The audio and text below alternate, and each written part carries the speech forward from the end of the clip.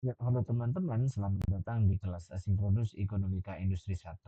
Pada kesempatan kali ini saya Fajri, selaku instruktur pada mata kuliah ini akan menyampaikan asinkronus terkait dengan agency theory of firm, gitu ya. Sebelumnya kita sudah belajar bahwasanya di dalam institutional peace atau resource based view theory of firm itu kita melalui rangkaian di mana the quotient firm gitu ya, saya sebut JF ini, quotient firm akan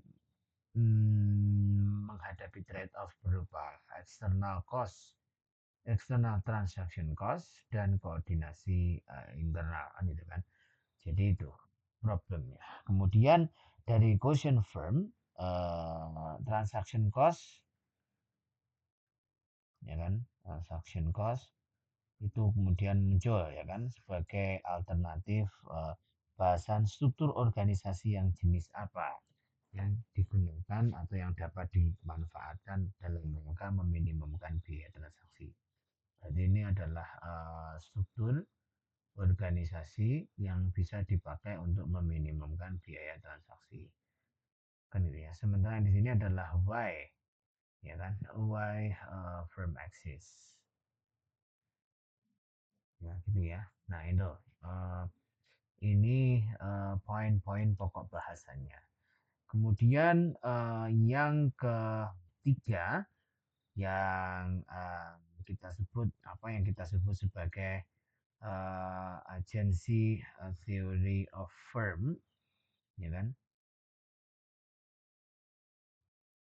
Yang ketiga ini adalah agency agency theory of firm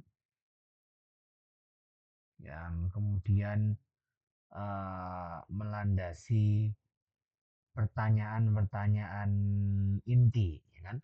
Yaitu adalah bagaimana prinsipal dapat memastikan bahwa agent bertindak sesuai kepentingan ketika terdapat asymmetric information dan mungkin atau konflik kepentingan gitu ya. Jadi di sini pertanyaannya lebih kepada bagaimana si prinsipal itu dapat memastikan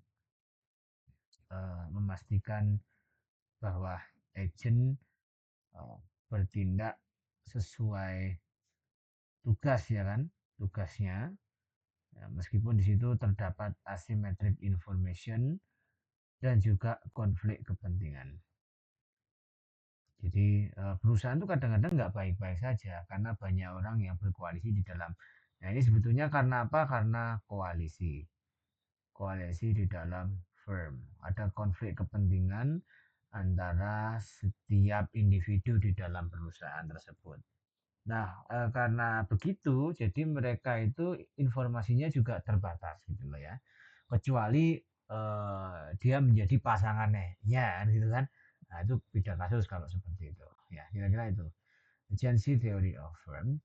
Nah, berarti dari situ kemudian kita akan belajar bagaimana agency theory of firm itu menjadi suatu framework yang akan menyusun dan atau menyelesaikan orang per orang di dalam perusahaan tersebut gitu ya. Jadi kalau saya sebut di sini agency theory gitu ya. Ini uh, agency theory of firm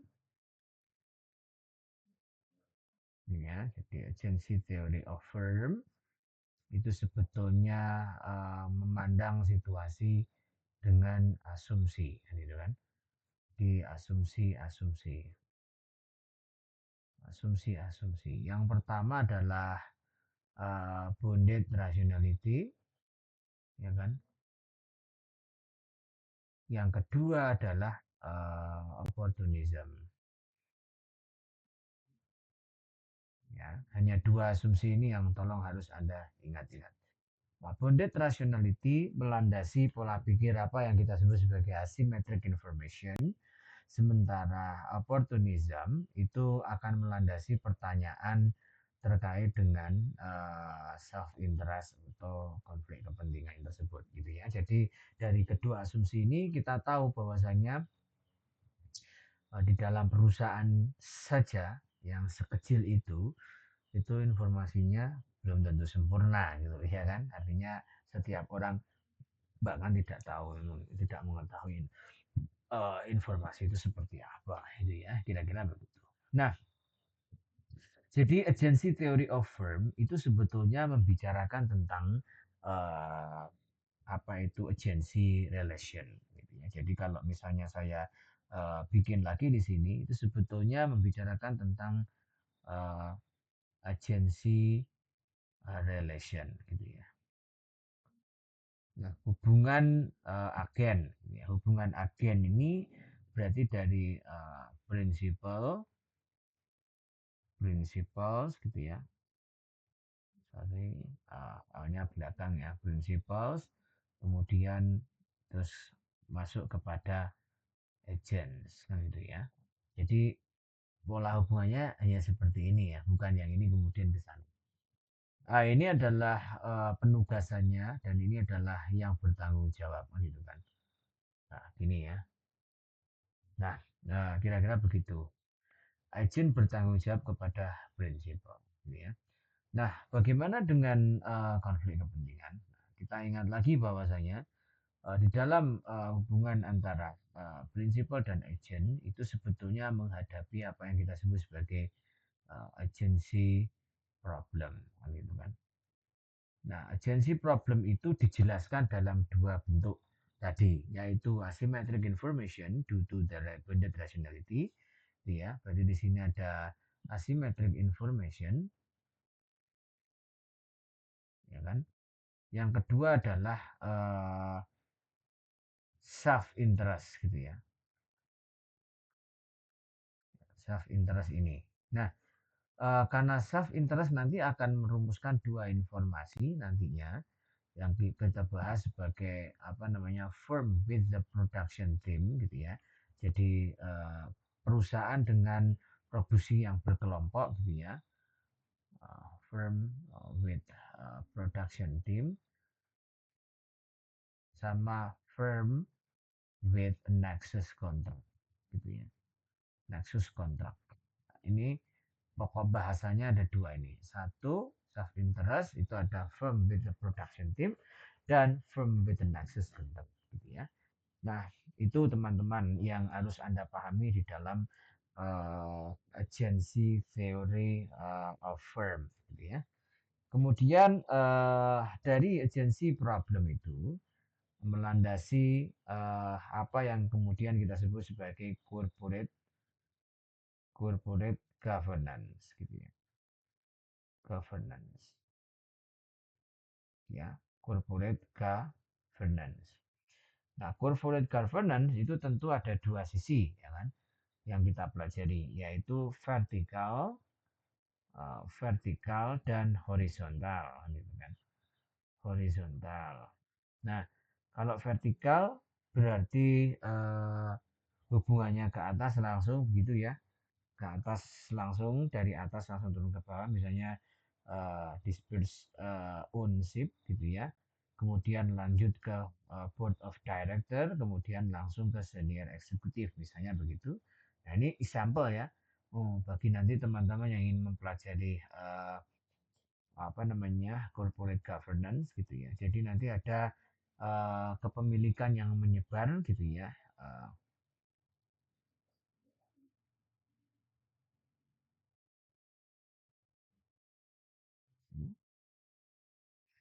Uh, kemudian akan masuk ke uh, board of director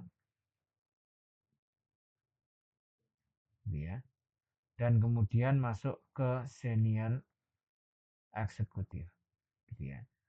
Nah, ini yang vertikal, corporate governance yang vertikal. Nah, bagaimana yang horizontal? Nah, horizontal dia concentrate ownership gitu ya. Jadi kalau horizontal concentrate ownership. Jadi concentrate ownership dia bisa masuk ke senior eksekutif dan atau mungkin ke board of director. Itu ya tata kelola. Nah, ini tidak saya bahas secara rinci, jadi artinya saya tidak akan mendetailkan pembahasan corporate governance karena itu dalam chapter yang terpisah kalau di dalam bukunya Lebzinski kan gitu kan. Nah, yang akan saya bahas nanti adalah berkaitan dengan agency problem, asymmetric information, dan self-interest, yaitu firm with the production team dan firm with the nexus contract gitu ya. Oke, saya akan lanjutkan dulu di sebelah sini ya teman-teman ya. Oke, jadi agency theory itu membicarakan tentang eh, bagaimana prinsipal bisa memastikan bahwasanya agen akan bertindak sesuai dengan instruksi, ya kan, dan mengemban tugas gitu ya di tengah asymmetric information dan konflik kepentingan. Itu adalah pertanyaan fundamental yang harus Anda pahami di dalam agency theory of firm. Oleh karena itu, dalam pokok bahasanya nanti akan muncul yang kita sebut sebagai agency problem. Nah, agency problem yang pertama, nah ini berarti uh, agency problem yang pertama adalah asymmetric information.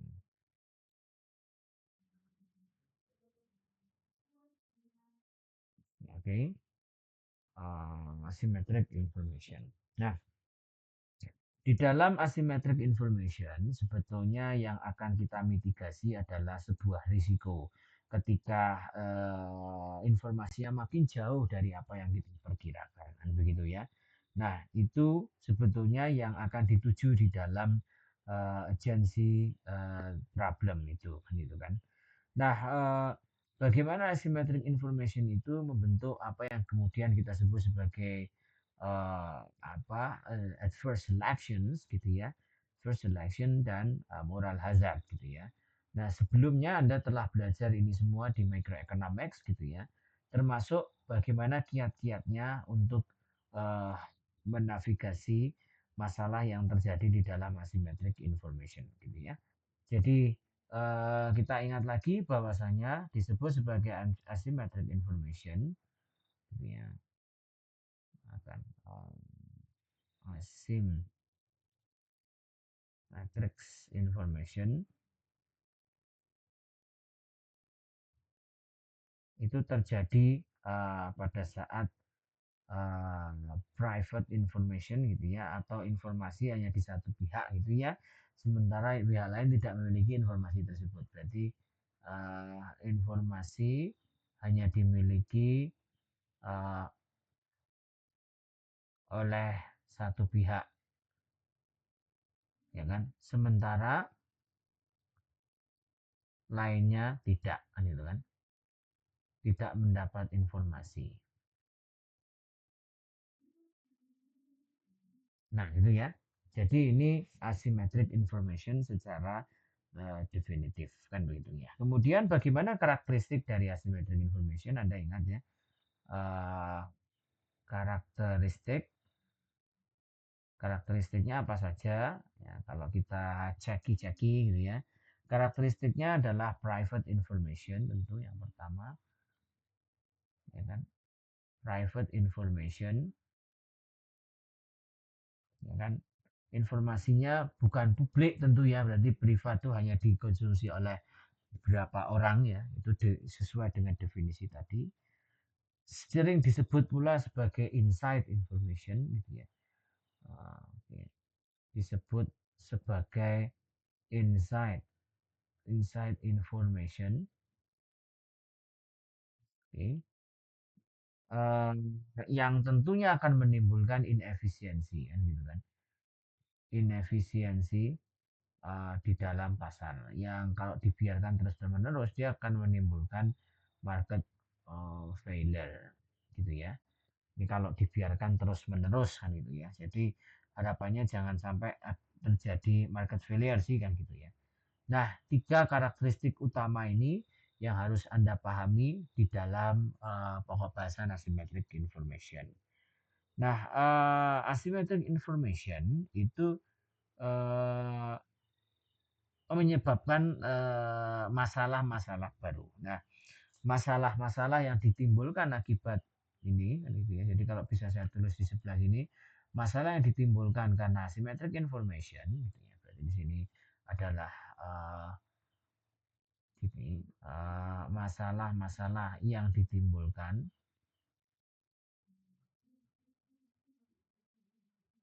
itu yang pertama adalah tadi kontraknya tidak sempurna atau incomplete, incomplete contracts, ya kan? Oke. Kemudian keputusannya kan gitu ya, berarti suboptimal. Nah, karena suboptimal berarti masih ada di pihak di mana dia kurang dari optimalisasi maximum value atau mungkin lebih dari maximum value. Nah, yang dalam konteks ini adalah penurunan kurva gitu ya. Jadi keputusan kurang optimal berarti kan ada di ini kan keputusan optimalnya ya, berarti ada di area sini dan area sini gitu ya. Nah, kira-kira begitu. Apalagi masalah yang ditimbulkan tentu adalah hold up problem, ya kan? Ini masalah hold up problem,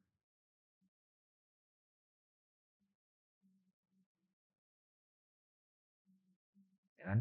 Yang tentu disebabkan oleh perilaku opportunism, gitu ya. Jadi ada tiga ini ya, tiga masalah yang ditimbulkan di dalam asymmetric information.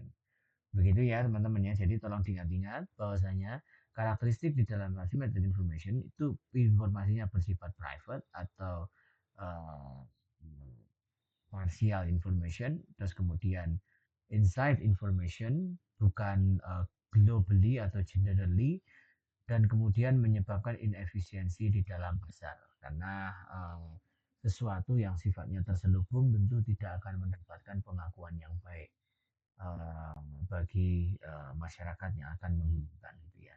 Oleh karena itu masalah yang ditimbulkan tadi ada incomplete contracts gitu ya.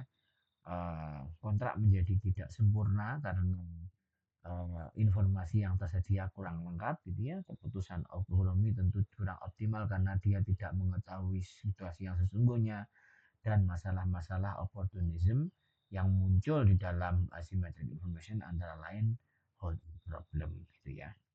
Nah, jadi dari tadi Anda sudah membicarakan tentang bagaimana kedua informasi itu tersedia. Ya, berikutnya adalah model principle and agent gitu ya. Jadi kalau tadi saya sebut ada model model principle agent, berarti uh, principle principle itu adalah menawarkan kontrak kan gitu.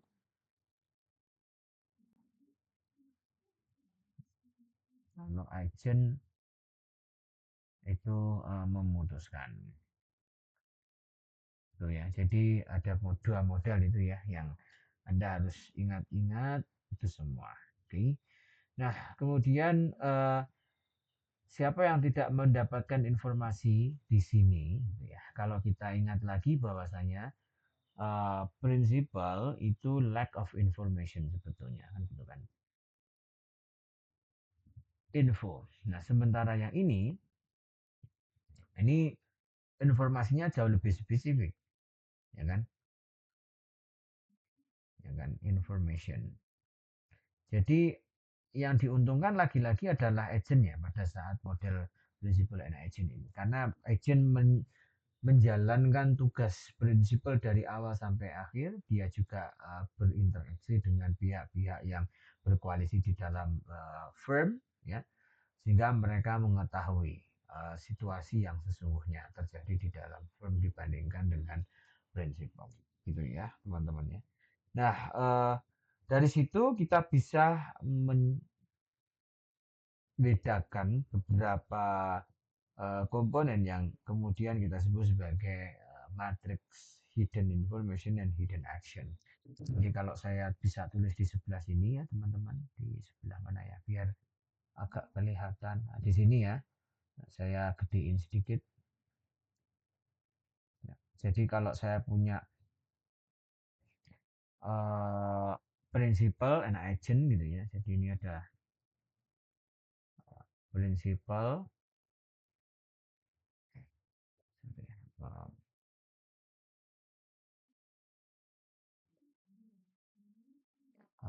principle and agent. Nah, ini saya gedein sebentar ya. Oke, oh, nah, seperti ini maksudnya. Jadi tadi kita sudah membicarakan tentang pembabakannya ya, misalnya contoh-contoh itu seperti apa. Kalau kita runut berdasarkan agent-agentnya, Anda ingat itulah ya di Metro 2, tetapi saya perlu meluruskan beberapa section yang harus Anda pahami. Principles, kemudian ada agent, kemudian ada hidden information. Ya, ada hidden information. Ya,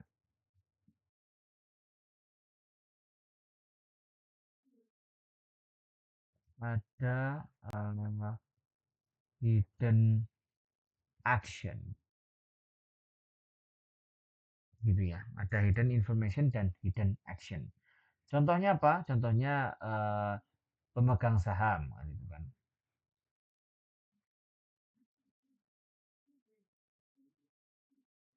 Pemegang saham sebagai prinsipal dan agentnya adalah manajer, misalnya begitu, kan? Nah, apa hidden information yang dipertanyakan oleh seorang prinsipal kepada manajer? Ya, tentunya adalah kemampuan manajerial. Apakah kemampuan manajerial sesuai dengan keinginan prinsipal enggak sih? Kan gitu kan. Nah, itu yang menjadi hidden information bagi eh, seorang pemegang saham gitu ya. Berarti kemampuan manajerial. Kan gitu kan harusnya kan. Jadi kemampuan manajerial itu menjadi hidden information bagi pemegang saham. Nah, yang kedua itu adalah hidden action. Nah, hidden action ini eh, berarti setelahnya ya, ya apa kira-kira yang menjadi hidden action bagi eh, ininya, gitu kan? Nah, tentunya tidak lain adalah upaya kerja dia kan gitu kan. Sebetulnya mereka berupaya kerja eh, atau hanya sekedar leha-leha menggunakan zat spesifik di perusahaan tersebut atau enggak sih kan gitu kan.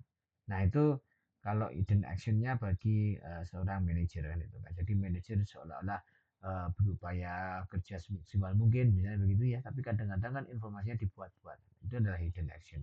Nah, biasanya hidden action terjadi pada saat kontrak itu telah dilakukan, oke ya. Nah, yang kedua misalnya contoh adalah antara manajer dengan karyawan, misalnya gitu kan. Dengan karyawan. Ya, apa hidden informationnya adalah skill karyawan, skill kerja karyawan. Nah, sementara hidden actionnya sama ya, upaya atau effort usahanya. Kadang-kadang usaha dia itu eh, dibuat-buat kan itu kan. Hidden actionnya seperti itu ya. Sehingga biar nampak kelihatan kepada seorang manajer bahwa saya benar-benar orang yang rajin taat berusaha, punya effort yang baik gitu ya, kira-kira begitu. Nah, itu adalah contoh-contoh dari principal and agent dalam konteks in firm kan gitu kan. Nah, kalian juga bisa mencoba misalnya dengan pemilik modal.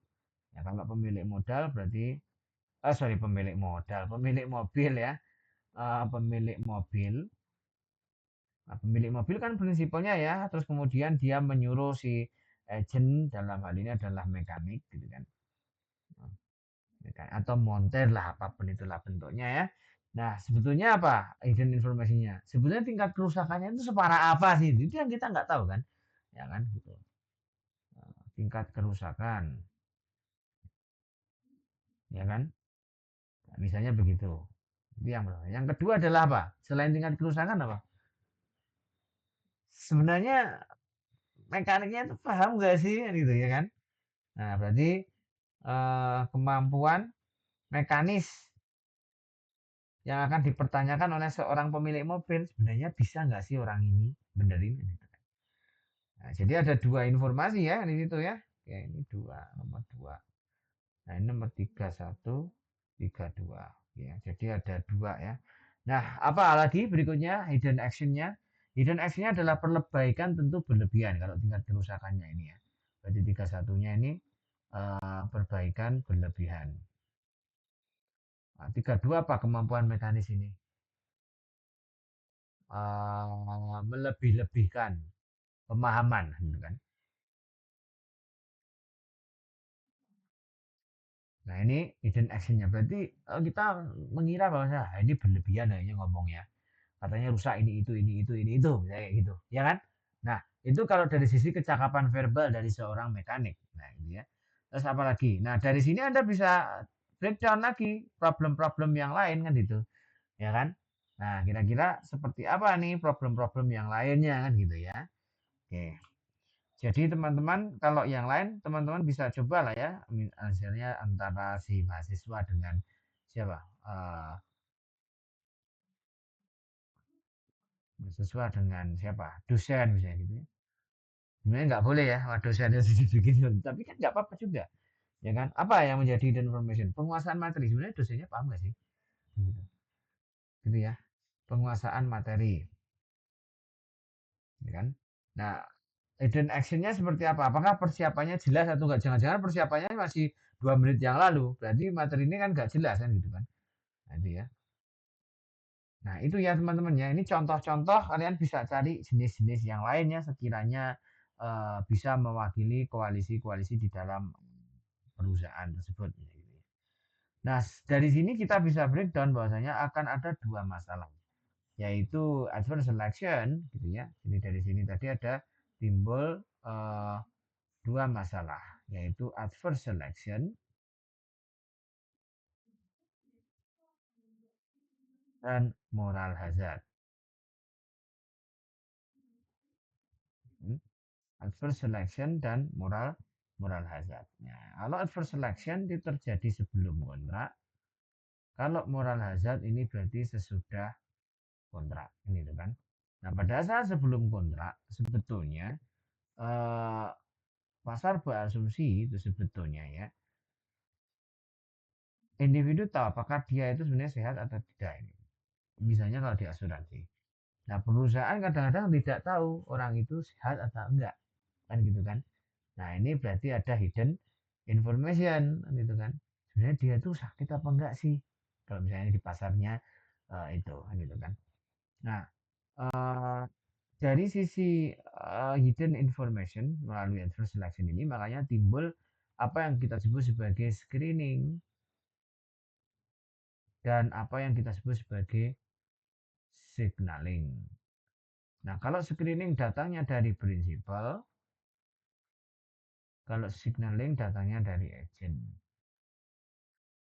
Berarti prinsipal kalau menjaring seseorang itu harus betul-betul sesuai dengan kualifikasi yang diminta.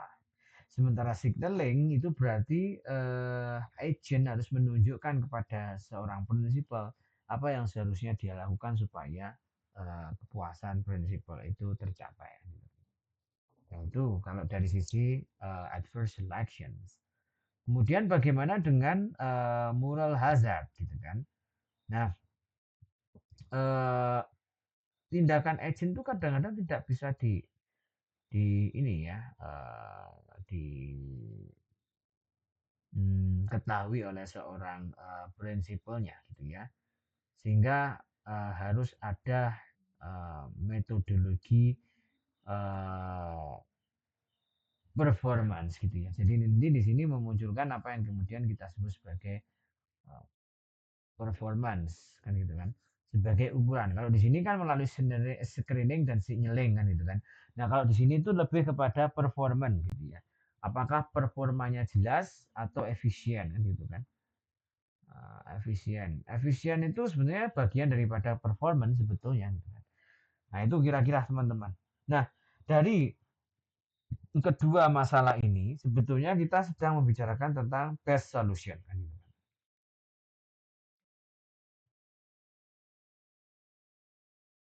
Jadi ada 3 base solution.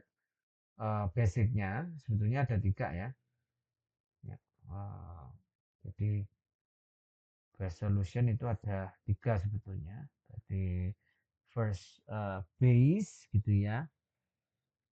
First base, kemudian ada second base, dan yang ketiga ada third base, dan yang keempat itu ada end base. Ya. Jadi ada 3. First base itu karena complete information.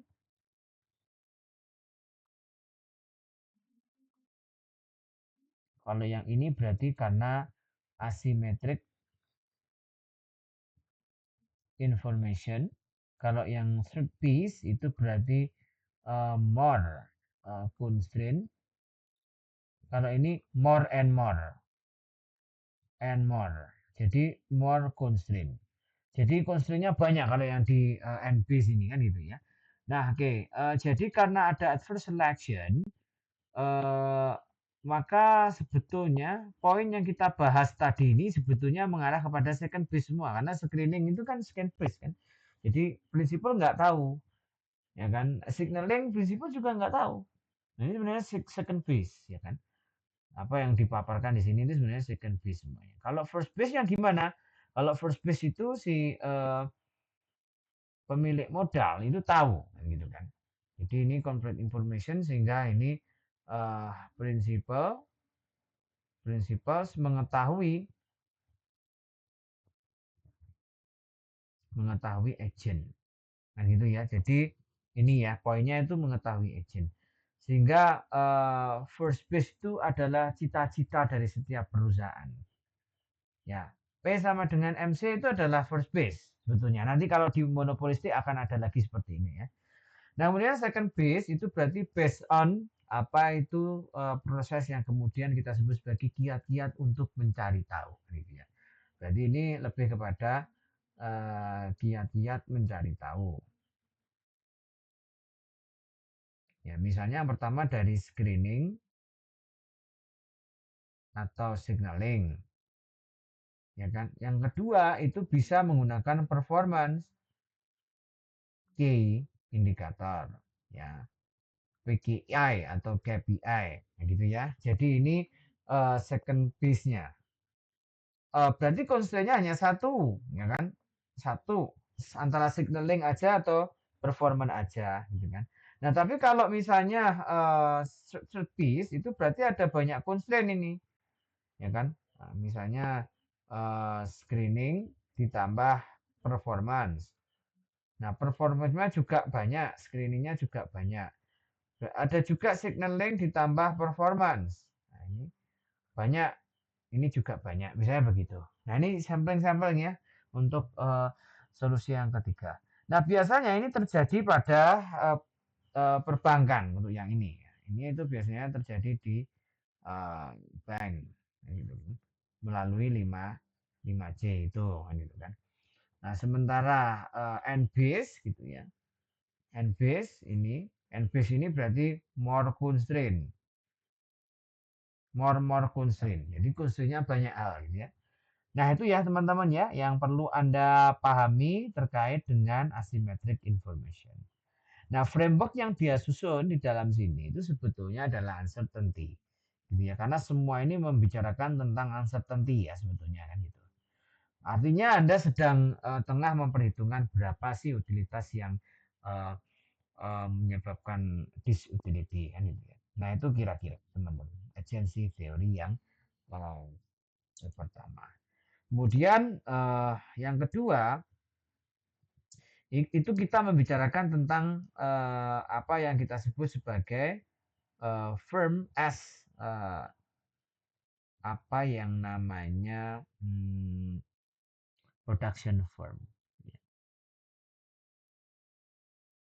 Ini ya, firm with the production team. Nah, ini tadi kita sudah membicarakan asymmetric information. Nah, sekarang kita membicarakan tentang ini firm with production team. Kita akan geser ke bawah aja di sini ya. Jadi Tadi kan kita sudah mengenal asymmetric information. Ya kan?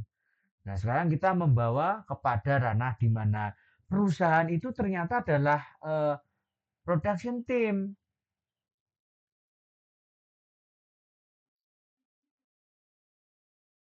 Nah, kok bisa? Karena sekarang saya punya board of director misalnya, ya kan? Seperti ini. Nah, dia itu punya manajer kan gitu kan. Nah, manajer satu bekerja sama dengan manajer dua, ada manajer ketiga, dan setiap manajer ini sebetulnya membentuk yang kita sebut sebagai kumpulan orang yang masuk ke dalam ranahnya tim itu tadi. Nah, manajer-manajer pasti punya anak buah ya kan. Ini misalnya anak buah satu, ABK satu, ABK 2, misalnya begitu, dan seterusnya. Ini akan membentuk tim-tim lagi kan gitu kan. Nah, ini juga begitu. Dia akan punya ABK satu, ABK 2 misalnya gitu. Dia akan membentuk tim-tim. Nah, jadi perusahaan itu adalah kumpulan dari beberapa orang yang akan mencapai tujuan tertentu ya. Nah, ini asumsinya adalah karena orangnya sebanyak N kan gitu kan. Jadi semakin sedikit N itu semakin sedikit Q yang dihasilkan kan gitu kan. Semakin besar N berarti semakin besar Q yang dihasilkan. Nah, tapi karena kita menganut mazhab seperti ini atau pemikiran yang ini, maka yang timbul adalah eh, apa namanya shrinking dalam konteks ini adalah free rider kan gitu kan. Nah, bagaimana alternatifnya untuk free riding kan gitu. Nah, ini yang harus kita pikirkan. Kalau misalnya terjadi free riding, maka konsekuensinya harus bagaimana? Nah, harus kita gunakan sistem pembabakan property right. Kira-kira berapa banyak orang yang bisa iya dia bisa berkontribusi berapa banyak terhadap outputnya mereka kan gitu kan, outputnya mereka produksi sendiri kan, gitu kan. Jadi sebetulnya akan mengarah kepada N itu tadi, dan besarnya kompensasi kompensasi itu adalah 1/N itu sendiri ya, itu yang pada saat terjadi free rider problem gitu kan. Nah, teori apa itu production team ini disampaikan oleh Alsian dan Demset gitu ya. Jadi ini adalah apa yang disampaikan oleh uh, Alsian dan juga Demset gitu ya. Ini teori yang pertama ini kan gitu kan. Nah, di teori ini nanti Anda akan mempelajari sebetulnya kenapa sih ada eh, perkumpulan orang kan gitu kan. Nah, perkumpulan orang itu mencapai apa sih? Mencapai optimal key. Nah, dari perilaku production team ini kemudian memunculkan apa itu perilaku yang kita sebut sebagai the monitor. Nah, monitor ada yang sifatnya direct monitor, yang sifatnya berasal dari perusahaan, dan indirect. Misalnya seperti serikat pekerja. Nah, indirect itu monitor-monitor yang sifatnya kontrafaktual terhadap perusahaan. Jadi dari ini nanti akan muncul yang kita sebut sebagai monitoring. Ya kan? Nah, dari monitoring muncul seorang manajer itu tadi, siapa yang mengetuai anak buah ini ya manajer. Siapa yang mengetuai seorang manajer ini adalah board of director kan gitu kan. Nah, inilah konsep yang kemudian kita sebut sebagai konsep monitoring. Jadi perlu adanya pengawasan pada saat free riding, yaitu dengan memastikan bahwasanya setiap orang itu memiliki hak cipta yang berbeda-beda, dan tentu hak cipta yang berbeda itu menghasilkan nilai yang berbeda pula. Jadi ini fokusnya nanti ke monitoring. Nah, dari sini kemudian diperbarui oleh si Jensen dan McLean atau Jacqueline gitu kan. Nah, di pemahamannya apa namanya Jensen dan McLean gitu kan. Ini kalau ini saya teruskan, ini nanti akan muncul apa yang kita sebut sebagai firm as nexus contract. Nah, karena apa? Karena perusahaan itu adalah koalisi yang terdiri dari, nah, gitu kan, yang terdiri atas perjanjian antara principal and agent kan gitu kan. Jadi di sini ada perjanjian antara PA gitu ya, PA kontrak gitu kan. Nah, berarti antara manajer dengan pemilik modal kan itu yang pertama. Yang kedua adalah eh, kontrak tenaga kerja atau labor kontrak.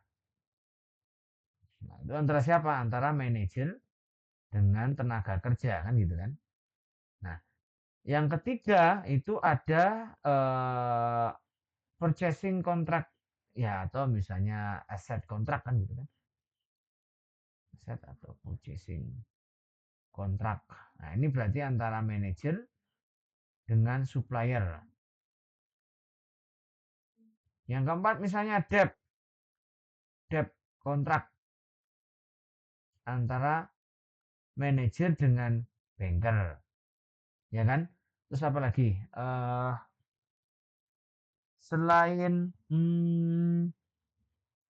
debt kontrak misalnya tax. Nah, tax itu ada juga kan kontraknya, ya kan? Kalau perusahaan harus seperti ini, maka dia akan dipungut seberapa kan gitu ya. Nah, artinya perusahaan akan punya banyak konflik kepentingan yang dalam hal ini tergabung ke dalam nexus kontrak. Jadi di dalam perusahaan itu terdiri dari berbagai orang yang sedang dikontrak. Baik kontrak tenaga kerja, kontrak sewa, kontrak apa, termasuk kontrak beli bangunan itu sendiri. Gitu ya. Nah, oleh karena itu nanti dalam masanya perusahaan itu bukan lagi sole proprietorship melainkan perusahaan terdiri dari beberapa orang yang memilikinya. Kan gitu.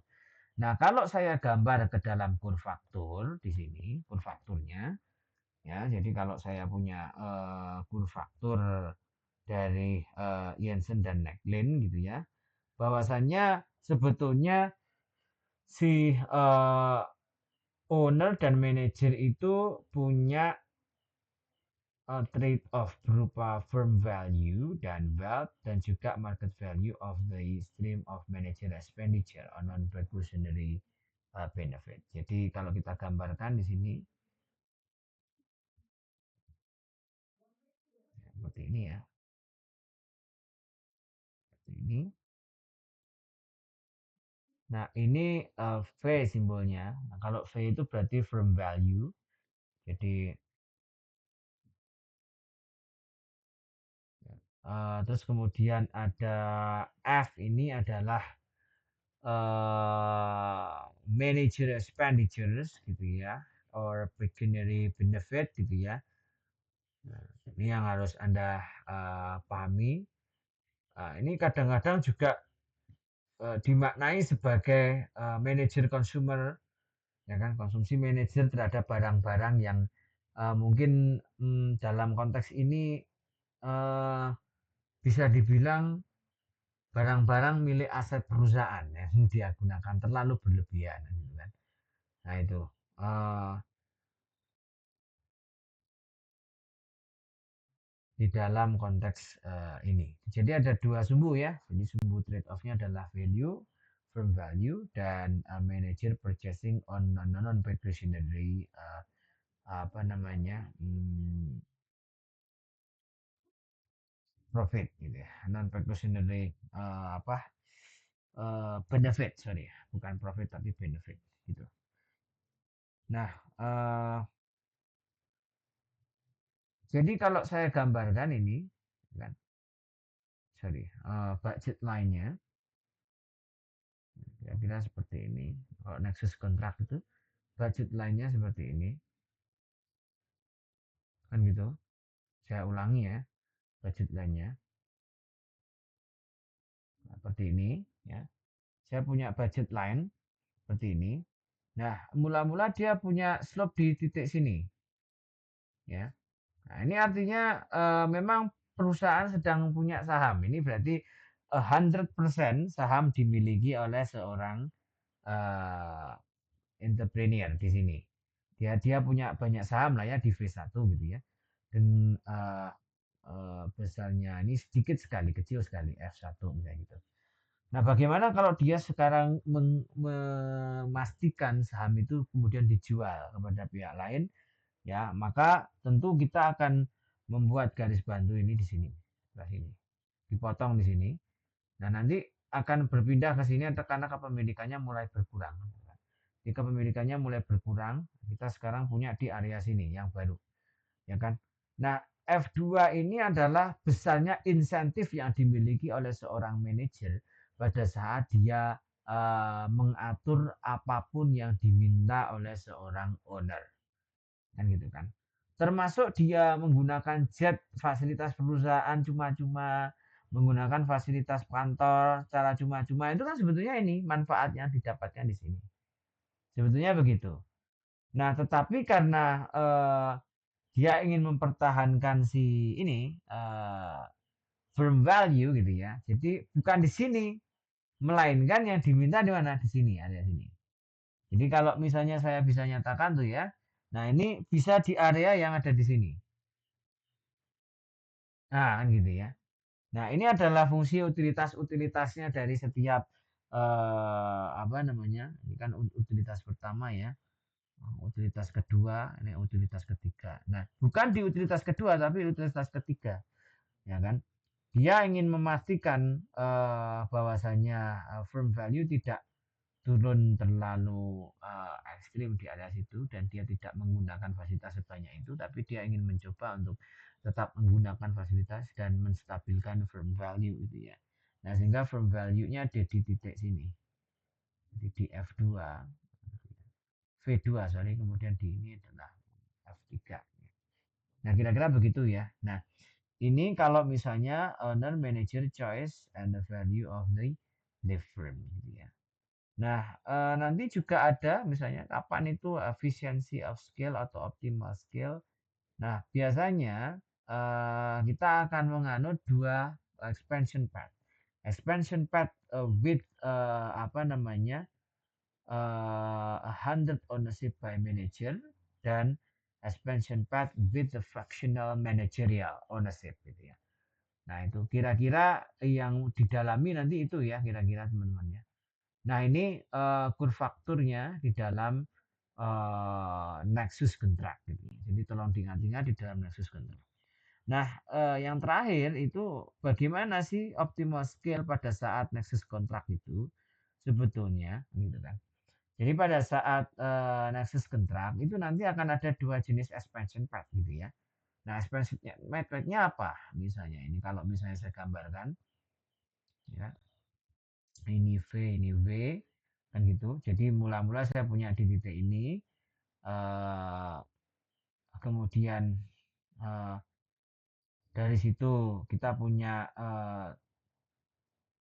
utilitas pemilik modal di sini misalnya ya U1 gitu ya. Terus kemudian naiklah misalnya di sini ya, ada di U berapa misalnya U2. Nah, ini kalau dia dimiliki 100% manage. Nah, seperti ini. Ya, tapi kalau sekarang dia sudah mulai mengalihkan kan, kalau dialihkan kan seperti ini ya. Nah, seperti ini, dia akan pindah ke sini utilitasnya. Jadi expansion path-nya akan belok ke sini. Demikian pula dengan ini, nanti expansion path-nya akan di sini. Nah, ini ya. Jadi ini expansion path-nya kalau sudah di fractional. Nah, artinya apa? Artinya semakin decreasing return to scale kalau kita gambarkan dalam bentuk production. Kan gitu ya.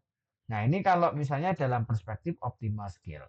Jadi sebetulnya optimal scale itu nanti akan muncul dua jenis ya, apakah kita harus memonitoring atau bonding. Nanti dari ini akan muncul yang kita sebut sebagai monitoring dan juga bonding. Jadi kenapa harus ada monitoring dan kenapa harus ada bonding? Nah, monitoring itu gunanya adalah untuk menghindari mereka berbuat curang. Nah, kalau bonding ini kalau misalnya underperformance kan gitu kan. Jadi ini kalau misalnya terjadi underperformance seperti ini ya berarti harus kita bonding, ya kan? Manajer kita bonding supaya dia gemar dan giat bekerja kembali. Nah, tugas monitoring adalah memastikan bahwasanya kompensasi itu akan diberikan kepada manajer yang tepat penggunaannya, tepat penggunaan apa namanya pola pikirnya, kemudian termasuk pola pengaturan dan lain-lain. Nah, kira-kira itu ya teman-teman yang bisa saya sampaikan terkait apa namanya the agency theory of firm gitu ya. Nah, saya pikir dengan ini Anda akan tahu ya nanti bagaimana Jason dan McLean itu berpikir tentang value of firm melawan dengan manager purchasing of the non-precautionary benefit gitu ya. Apakah dia lebih sering menggunakan kan gitu kan. Kalau seperti di sini coba Anda lihat nih. Kan mula-mula ada di V1 melawan F1. Nah, kalau di sini kan harusnya kan di sini V2 harusnya di F2. Tapi yang terjadi malah justru lebih rendah. V2 bintang aksen. Nah, ini F2. Nah, ini lebih banyak ini perjalanannya ke sini. Artinya konsumsi barang-barang aset yang tidak dimiliki oleh seorang manajer itu jauh lebih banyak dibandingkan dengan tambahan dari value of firm itu sendiri. Kan tujuan kita adalah menaikkan value supaya perusahaan kita akan bereputasi di luar sana kan gitu. Sehingga orang akan lebih banyak menanamkan modal kita. Gitu. Nah, artinya ini pada saat kita sudah mulai mengalihkan tugas-tugas itu kepada manajer ya kita harus perhatikan betul apakah kepentingan Nexus kontrak itu akan tercapai atau tidak kan itu kan. Nah, itu ya teman-teman yang bisa saya sampaikan. Terima kasih, sampai jumpa di section berikutnya resource based theory. Terima kasih.